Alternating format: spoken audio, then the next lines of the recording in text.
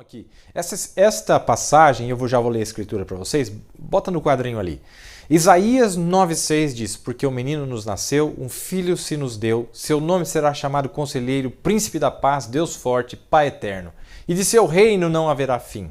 E o governo estará sobre o quê? A congregação diz, ombro. Esta é a parte de seu corpo. Que coisa! Este é seu corpo, não é? Seus ombros. É parte de seu corpo. Onde que está o governo na terra? Em seu corpo. Os santos julgarão a terra. É isso mesmo? Paulo disse, eu desafio algum de vós levar alguém na justiça e não levar diante da igreja. Certo? Está vendo? Os santos julgarão a terra. Onde que estará o governo? Sobre seus ombros, sobre seu corpo. O governo sobre seus ombros. O ombro, é parte do corpo. O que é isto? Sua força terrena, porque diz que a força do homem está no ombro, né? Sua força terrena, a força terrena de Deus é sua palavra feito carne em seu corpo aqui na terra, fazendo cumprir. Olha que interessante essa escritura. O profeta está dizendo para nós, veja, o governo está no corpo. O governo, este governo está falando de juízo, está falando de julgamento. Está falando, e ele diz, os santos julgarão a terra. Ele conecta o corpo de Cristo. Os santos julgarão a terra. Então, a escritura está aqui, ó. Diz aqui, no português diz principado, como eu deixei na segunda vez que diz, mas na primeira eu troquei por governo, porque é assim como está aqui no hebraico. Porque o menino nos nasceu, um filho se nos deu e o governo está sobre seus ombros e o seu nome será maravilhoso, conselheiro, Deus forte, Pai da eternidade, príncipe da paz. Do incremento deste governo e da paz não haverá fim sobre o trono de Davi e no seu reino para o firmar e fortificar em juízo e em justiça. Quem é que vai fazer o aumento desse governo? Os próprios santos vão firmar este reino na terra. É eles que vão fortificar este reino na terra, através das suas obras, em juízo e em justiça, não é? Então vamos lá, tem bastante coisa aqui, pastor, e eu já vou deixar o pastor falar. Mais uma, ó Deus, ele estava orando, a vinda daquele grande rei Jesus, e isto nós percebemos, Deus, que cada um daqueles homens que puxaram a espada e lutaram por Davi, quando ele era um fugitivo, quando ele subiu ao poder, ele os fez governadores sobre cidades. Cada um deles tinha cidades.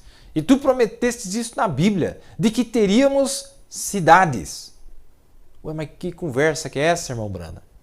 Ó Deus, para que fôssemos, como gentios, se tornamos herdeiros através dos gentios, para que fôssemos participantes de sua santidade e sua justiça. Permita-nos hoje, Senhor, como homens guerreiros que tomam esta palavra, sabendo que aqueles que se param por ele nesta hora, eles serão governadores sobre cidades. Não que queremos ser governadores, mas queremos ser teus servos a ti, Senhor.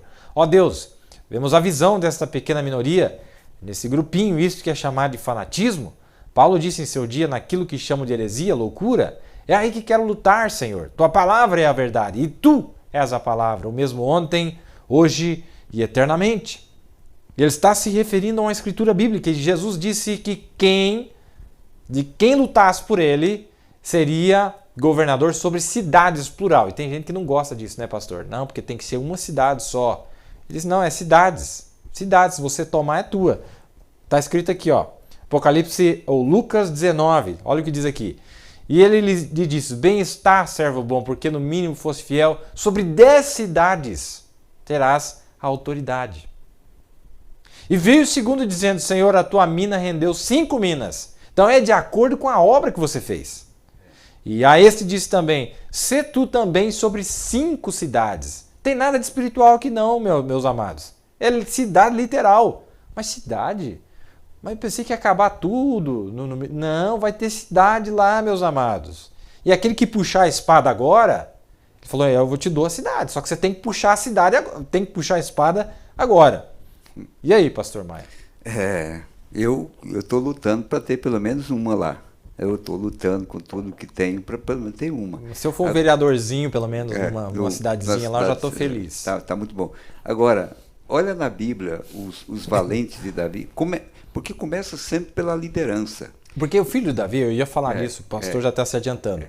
O filho de Davi, o trono de Davi, é igual ao que Davi fez. O que Davi fazia? Se você tomar aquela cidade, você vai governar sobre ela. Você será governador. Mas veja que os verdadeiros líderes são colocados em prova. E no caso de Saul, quando ele indicou a Davi aí e arrancar quantos prepulsos lá para se casaria com a filha dele? Não sei se foi 100 prepulsos. Foi. Agora você imagina, Davi, isso é pouco para mim. Se eu vou ganhar a filha do rei, eu vou casar com a filha do rei, isso é pouco para mim. Esses são os homens de Deus. Sabe o que eles oram? A promessa. Exato. A promessa era de herança, era herdar alguma coisa que valia a pena para ele. Então o que é que está nos encorajando hoje nessa luta que nós estamos travando? Justamente a promessa que Deus fez para nós. Quem não olhar para a promessa não suporta. Vou dar uma escritura para os nossos ouvintes. Quem não olhar para a sua herança, o que você vai ganhar, você não vai suportar. O próprio Jesus disse, Paulo disse, olhando para Jesus, autor e consumador da fé, o qual pelo gozo que lhe estava proposto, em outras palavras, o que eu vou ganhar, Pai? O que o Senhor tem para mim? Pelo gozo que estava proposto, suportou a cruz, desprezando a afronta, e assentou-se à destra do trono de Deus. Em outras palavras, antes dele poder suportar, Deus teve que ir lá no Monte da Transfiguração, mostrou ele como governador, mostrou ele com rei sobre as nações, mostrou a noiva, mostrou os judeus aos seus pés, mostrou. Então, pelo gozo que ele. Agora, se você não ver o que ele espera, então tenta atravessar. Vai lá, sem. Pede para um funcionário trabalhar para você sem você pagar um salário para ele. Sem mostrar uma pensão que ele vai receber quando ele se aposentar. Então tenta você para você ver se você vai conseguir. Você não vai conseguir. Tanto é que antes dos selos, dessa abertura tão grande, Deus levou o profeta a uma sexta dimensão. Claro. Foi mostrar o que estava do outro lado. E o anjo, você quer ver o que há do outro lado? Também mostrou o calor do inferno também para ele. Mostrou. Né? E depois... Exato. A glória que ele ia. Sabe por que mostrou? Para ele se livrar do inferno e ter amor e alcançar pelo o céu. É simples, meus amados. É muito simples. Olha aqui, ó.